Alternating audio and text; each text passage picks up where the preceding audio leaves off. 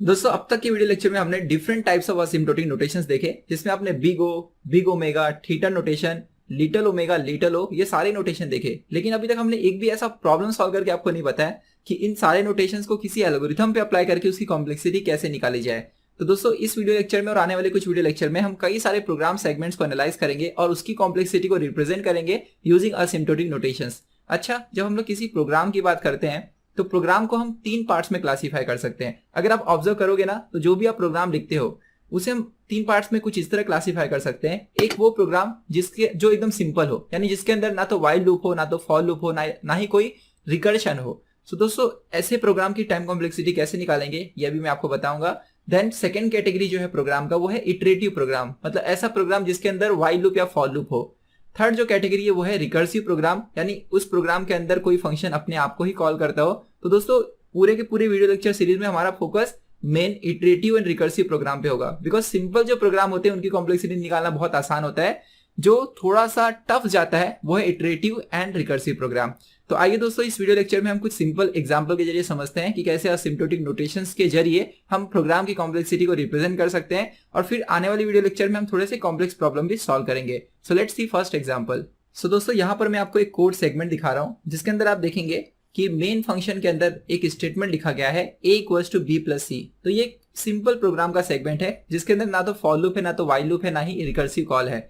सो अगर मुझसे कोई पूछे कि इसकी कॉम्प्लेक्सिटी हम कैसे निकालेंगे, तो बड़ा ही आसान है इसे कैलकुलेट करना।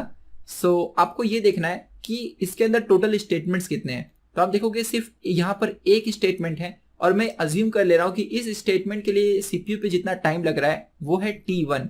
इसलिए दोस्तों मैं कह सकता हूँ कि इस प्रोग्राम की जो टाइम कॉम्प्लेक्सिटी है, अगर उसे मैं रिप्रेजेंट करूं t ऑफ n से, तो वो होगा t1, यानी कांस्टेंट।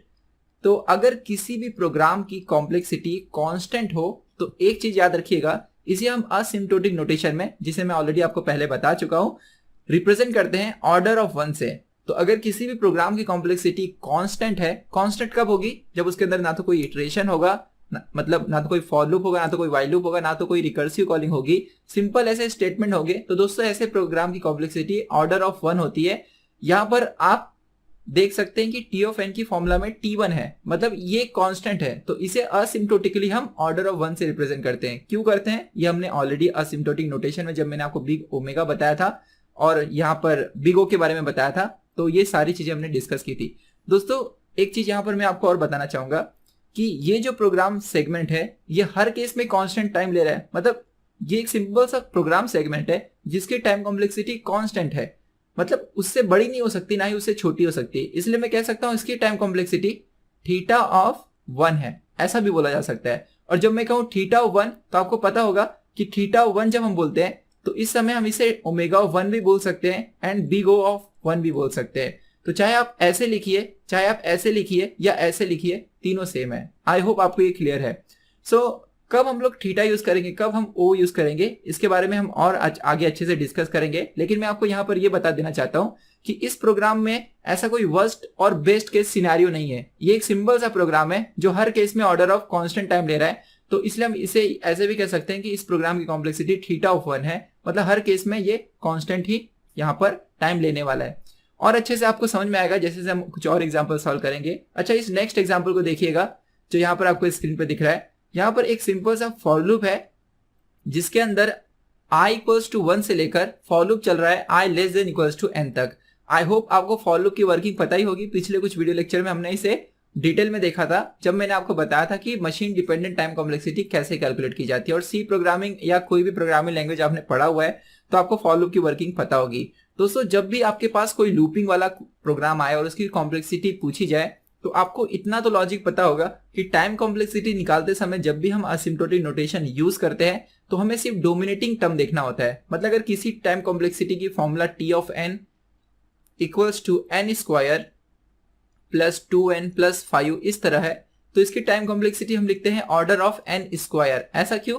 बिकॉज हम सिर्फ इस डोमिनेटिंग टर्म में इंटरेस्टेड रहते हैं, बाकी के टर्म इसके सामने नेग्लिजिबल है अगर n की वैल्यू इन्फिनिटी के करीब हो जाए। इसको लेकर हमने डिटेल में डिस्कशन ऑलरेडी कर लिया है, तो वो मैं आपको फिर से यहाँ पर नहीं बताऊंगा। इतना आप ध्यान दीजिएगा, अगर आप इस वीडियो को डायरेक्टली देख रहे हैं, आपने प्रीवियस वीडियो नहीं देखा है, तो आप सब पहले फाउंडेशन वाली सारी वीडियो देखिएगी कि असिम्प्टोटिक नोटेशन बना कैसे, उसे क्यों पढ़ा जाता है। तो दोस्तों जब भी हम टाइम कॉम्प्लेक्सिटी एनालाइज करते हैं तो हम सिर्फ बिगर जो टर्म होता है ना, सबसे बड़ा वाला, उसे देखते हैं। तो इसलिए जब भी आप किसी प्रोग्राम सेगमेंट की टाइम कॉम्प्लेक्सिटी निकालोगे ना, तो आपको बस ये देखना है कि कौन सा स्टेटमेंट सबसे ज्यादा बार एग्जीक्यूट हो रहा है। जो स्टेटमेंट सबसे ज्यादा बार एग्जीक्यूट हो रहा है उसी को बस काउंट करो कि वो कितनी बार हो रहा है। मतलब मैं क्या कहना चाह रहा हूं, यहाँ पर दोस्तों आपको पता है कि i इक्वल्स टू 1 जो यहाँ पर इनिशियलाइजेशन होता है फॉर लूप का, वो बस एक बार होता है। यहाँ पर अपडेट दोस्तों कितनी बार होती है, अपडेट हमारा फॉर लूप में होता है n+1 टाइम्स। यहाँ पर n क्या है, कितनी बार फॉर लूप चलेगा। यहाँ पर दोस्तों फॉर लूप n टाइम चल रहा है, और +1 जो है, यहाँ पर मैंने आपको बताया था कि किसी भी फॉर लूप में जो कंडीशनल चेकिंग होती है वो n+1 टाइम होती है। ये +1 हम क्यों ऐड करते हैं, ये फेलियर का केस है। मतलब एक एग्जांपल के जरिए भी आप इस चीज को समझ सकते हैं कि अगर कोई फॉर लूप है हमारे पास, for i equals to 1 to i less than equals to 2, एक सिंपल सा मैंने फॉर लूप लिया है। तो इनिशियली दोस्तों क्या होगा, i की वैल्यू 1 होगी, राइट, और इसके अंदर कोई तो स्टेटमेंट है, जैसे यही लिख देता हूं a इक्वल्स टू b+c। तो दोस्तों i इक्वल्स टू 1 जब होगा तो यहां पर चेक करेंगे क्या i less than equals to 2 है, यस, तो हम अंदर एंट्री मारेंगे और ये स्टेटमेंट एग्जीक्यूट हो जाएगा। मतलब ये स्टेटमेंट कितनी बार एग्जीक्यूट हुआ, 1 टाइम एग्जीक्यूट हुआ। फिर हम बाहर आएंगे और i को अपडेट कर देंगे। अब i की वैल्यू क्या हो जाएगी, 2 हो जाएगी, बिकॉज i इनिशियली 1 था। तो अब i की वैल्यू हो गई 2, और फिर हम कंडीशन चेक करेंगे। दोस्तों कंडीशन हम कितनी बार चेक कर रहे हैं, अब दूसरी बार, एक बार पहले चेक कर चुके थे एंट्री मारते समय, अब दूसरी बार चेक कर रहे हैं क्या i less than equals to 2 है, यस, बिकॉज i की वैल्यू अपडेटेड वाली 2 है। तो हम फिर से अंदर एंट्री मारेंगे और फिर से ये स्टेटमेंट एग्जीक्यूट होगा। अब स्टेटमेंट कितनी बार एग्जीक्यूट हो रहा है, 2 टाइम्स। अच्छा, अभी तक हमने अपडेट कितनी बार किया है, एक बार बस। तो दोस्तों हम लोग फिर से अब अपडेट के पास जाएंगे और अब i की वैल्यू अपडेट होकर क्या हो जाएगी, 3 हो जाएगी। यहां पर एक चीज नोट कीजिएगा, ये statement a equals to b+c ये 2 बार चला, और जो अपडेट है ये भी 2 बार हुआ। लेकिन दोस्तों अब कंडीशनल चेकिंग तीसरी बार हो रही है, और अब जब चेक होगा कि क्या i less than equal to 2 है, तब ये फेल हो जाएगा, बिकॉज i की वैल्यू 3 है। तो क्लियरली आप ऑब्जर्व कर सकते हो कि जो कंडीशनल चेकिंग होती है वो कितनी बार चलती है, सक्सेस, यहां पर सक्सेसफुल एग्जीक्यूशन कितनी बार हुआ है, जस्ट वेट। कंडीशनल चेकिंग जो है उसकी अगर मैं फॉर्मूला बनाऊं तो एक सिंपल सी फॉर्मूला ये बनेगी कि आपका लूप सक्सेसफुल कितनी बार चला, ठीक है, +1 फॉर फेलियर केस। जो लास्ट टाइम i की वैल्यू 3 हो गई थी तब ये कंडीशन फेल हो गया था, तो 2 बार इसके पहले ये लूप सक्सेसफुली चला था, +1 फॉर फेलियर, ठीक है। हमेशा याद रखिएगा कंडीशनल चेकिंग n+1 टाइम चलती है। यहाँ पर n क्या है, कितनी बार लूप सक्सेसफुली चला। और दोस्तों अपडेट कितनी बार होगा, जितनी बार लूप चलेगा। तो यहाँ पे लूप कितनी बार चल रहा है, n बार, ठीक है। तो अगर आप ओवरऑल इस प्रोग्राम सेगमेंट को एनालाइज करेंगे, आई थिंक आपको ये चीज अच्छे से क्लियर है। दोस्तों अगर आप ये पूरे प्रोग्राम सेगमेंट को अच्छे से एनालाइज करोगे तो आपको एक चीज यहाँ पर देखने को मिलेगी, ये जो है ये n+1 टाइम चल रहा है, ये n बार चल रहा है, और ये भी n बार चल रहा है, और ये कितनी बार चल रहा है, 1 बार चल रहा है, राइट। i इक्वल्स टू 1 ये सिर्फ एक बार चेक होगा। तो इन सब में से डोमिनेटिंग वाले कौन कौन है, ये है, ये i less than equals to n, ये है i++ है, और a इक्वल्स टू b+c है। और तीनों के जो फैक्टर है, मतलब कितनी बार चल रहा है, ऑर्डर ऑफ n टाइम्स, ठीक है। तो अगर दोस्तों मैं टाइम कॉम्प्लेक्सिटी के टर्म में बात करूं, थोड़ा सा अच्छे से मैं इसे आपको बताना चाहूंगा। मान लीजिए इसकी टाइम कॉम्प्लेक्सिटी है i इक्वल्स टू 1 के लिए जो टाइम लग रहा है वो है t1, ठीक है। अब आपको मालूम है कि ये जो कंडीशनल चेकिंग है ये कितनी बार हो रहा है, n+1 टाइम, और एक बार चेक करने के लिए मान लिया टाइम लग रहा है t2, ठीक है। उसके बाद ये जो दोस्तों अपडेट है इसके लिए मान लो t3 टाइम लग रहा है, और कितनी बार अपडेट हो रहा है, टोटल n टाइम्स यहाँ पर अपडेट हो रहा है, राइट। तो यहाँ पर i++ को जो है एक बार करने के लिए सपोज t3 टाइम लग रहा है, तो n बार करने के लिए t3 इंटू n टाइम लगेगा। उसके बाद इनसाइड वाला जो स्टेटमेंट है a इक्वल्स टू b+c, ये जो स्टेटमेंट है ये कितनी बार चला, n बार। मान लिया एक बार चलने के लिए t4 टाइम लग रहा है, तो n बार चलने के लिए कितना लगेगा, t4 इंटू n, राइट। सो दोस्तों ये क्या होगा, ये होगा टाइम कॉम्प्लेक्सिटी का एग्जैक्ट एक्सप्रेशन। लेकिन मैंने आपको शॉर्टकट क्या बताया कि आप उसी स्टेटमेंट्स को देखिए जो डोमिनेटिंग है। तो आपने देखा ये तीनों की तीनों में n इन्वॉल्व हो रहा है, राइट। सो यहां पर मैं कह सकता हूं कि टाइम कॉम्प्लेक्सिटी, ये पूरे एक्सप्रेशन में डोमिनेटिंग टर्म क्या है, n। तो इसका जो कॉम्प्लेक्सिटी है वो है ऑर्डर ऑफ n।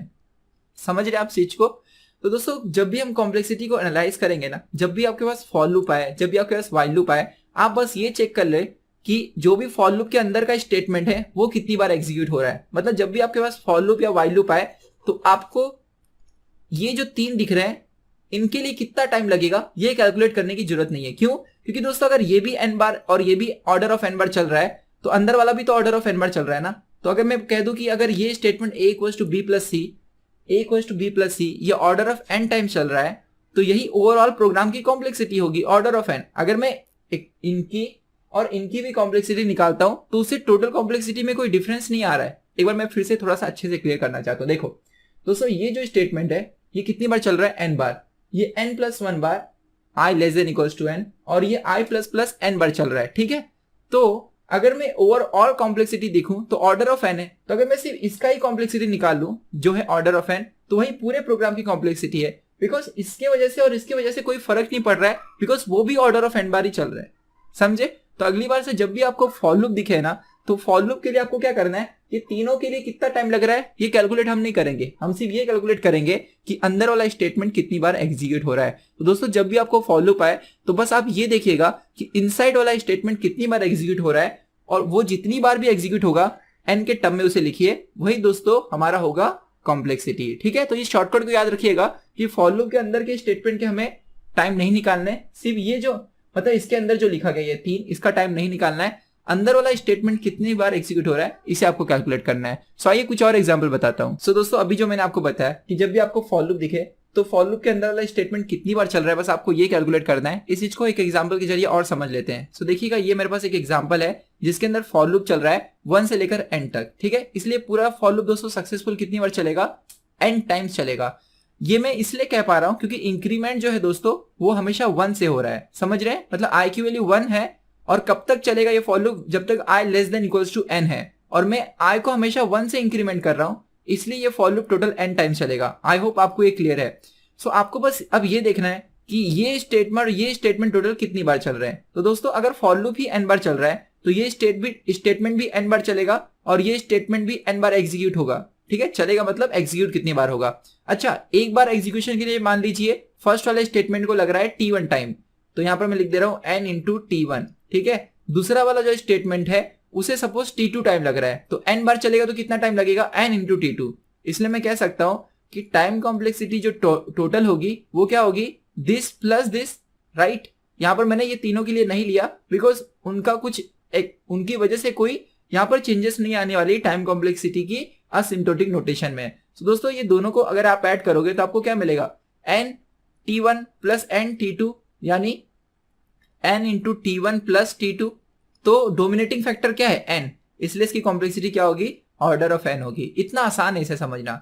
तो आई होप आपको पूरी तरह से क्लियर है कि जब भी आपको कोई भी प्रोग्राम आ जाए फॉर लूप से रिलेटेड या व्हाइल लूप से रिलेटेड, आपको बस लूप के अंदर वाला स्टेटमेंट कितनी बार चल रहा है ये काउंट करना है। जैसे यहाँ पर ये n बार चल रहा है तो इसकी कॉम्प्लेक्सिटी ऑर्डर ऑफ n बार होगी। यहाँ पर एक और चीज नोट कीजिएगा दोस्तों, ये फॉर लूप n बार इसलिए चल पा रहा है क्योंकि इंक्रीमेंट यहाँ पर 1 से हो रहा है। अगर इंक्रीमेंट 2 से होता था तो ये n बार नहीं चलता था। आगे मैं कुछ और आपको एग्जाम्पल के जरिए से समझाऊंगा। सो आई होप आपको ये एग्जाम्पल क्लियर होगा। दोस्तों अब यहाँ पर एक और जो आप लूप देख रहे हैं व्हाइल लूप, इसे थोड़ा हम समझते हैं। फॉर लूप तो आप समझ गए कैसे करना है।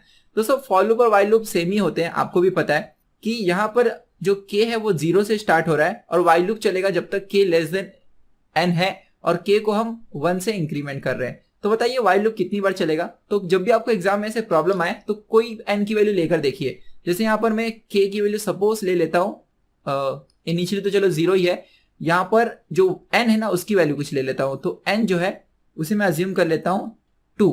Okay, so a equals to b plus C और k प्लस प्लस, देखिए अब कैसे ये काम करेगा।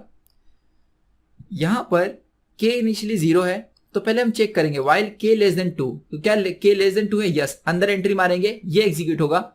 फिर उसके बाद k प्लस प्लस हो जाएगा। ठीक है, तो अब k प्लस प्लस हो गया तो k की वैल्यू 0 से क्या हो जाएगी 1। तो अब वाइल लूप के बाद ये वाइल लूप से जब लास्ट वाला स्टेटमेंट एग्जीक्यूट करेंगे तो फिर से हम ऊपर आएंगे और फिर हम चेक करेंगे कि k क्या लेस देन 2 है, यस, बिकॉज k की वैल्यू 1 है। तो अब हम लोग फिर से अंदर एंट्री मारेंगे, फिर से ये दोनों स्टेटमेंट एग्जीक्यूट होगा। याद रखिएगा ये स्टेटमेंट कितनी बार अब तक एग्जीक्यूट हो चुका है, 2 बार। ठीक है, अब k का वैल्यू दोस्तों इंक्रीमेंट होगा और k का वैल्यू इंक्रीमेंट होकर क्या हो जाएगा 2। तो k का वैल्यू जैसे इंक्रीमेंट होकर 2 हो गया, ये कंडीशन फेल हो जाएगी, अब वाइल लूप रुक जाएगा। तो देखिएगा मैंने n का वैल्यू 2 लिया था, तो वाइल लूप कितनी बार एग्जीक्यूट हो रहा है, 2 बार एग्जीक्यूट हो रहा है। इस तरह आप ये समझ गए कि अगर n की वैल्यू इन जनरल n है तो ये दोनों स्टेटमेंट कितनी बार एग्जीक्यूट होंगे, n टाइम्स एग्जीक्यूट होंगे। तो दोस्तों अगर इसके लिए टाइम लग रहा है सपोज t1 और इसके लिए टाइम लग रहा है t2 और ये टोटल एक बार एग्जीक्यूट होने में कितना टाइम लगाएंगे, t1 प्लस t2, राइट।